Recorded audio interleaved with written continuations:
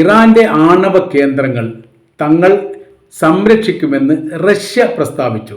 തീർച്ചയായിട്ടും തങ്ങളുടെ സൗഹൃദ രാജ്യം എന്ന നിലക്ക് അവരുടെ മേഖല നദൻസ് പോലെയുള്ള ആണവായുധ നിർമ്മിതവുമായി ബന്ധപ്പെട്ട മേഖലയും പ്രവിശ്യയും സംരക്ഷിക്കേണ്ടത് തങ്ങളുടെ കടമയാണ്. S-400 ഉപയോഗിച്ചുകൊണ്ട് അവരുടെ, അതായത് ഇസ്രായേലിൻ്റെയോ അമേരിക്കയുടെയോ മിസൈൽ കാര്യങ്ങൾ വരുന്ന സമയത്ത് പ്രതിരോധിക്കാൻ വേണ്ടി S-400 മതിയായതാണ്. തങ്ങൾ അത് വെച്ചുകൊണ്ട് സംരക്ഷിക്കപ്പെടുക തന്നെ ചെയ്യും.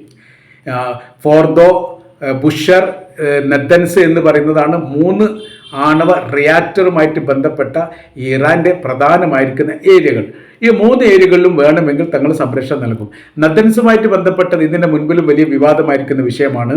റഷ്യയുടെ 200ഓളം ജീവനക്കാർ ഈ മേഖല കേന്ദ്രീകരിച്ചുകൊണ്ട് ജോലി ചെയ്യുന്നു എന്നുള്ളതാണ്.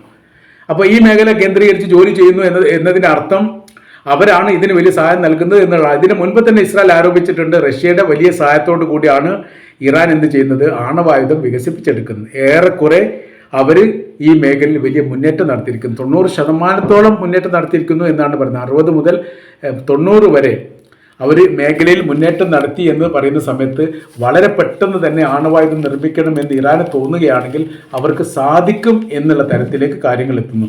ഇതിന് വലിയ പിന്തുണ എല്ലാ കാലത്തും റഷ്യയാണ് നൽകുന്നത് എന്ന് ഇതിനു മുൻപും ഇസ്രായേൽ ആരോപിച്ചതാണ്.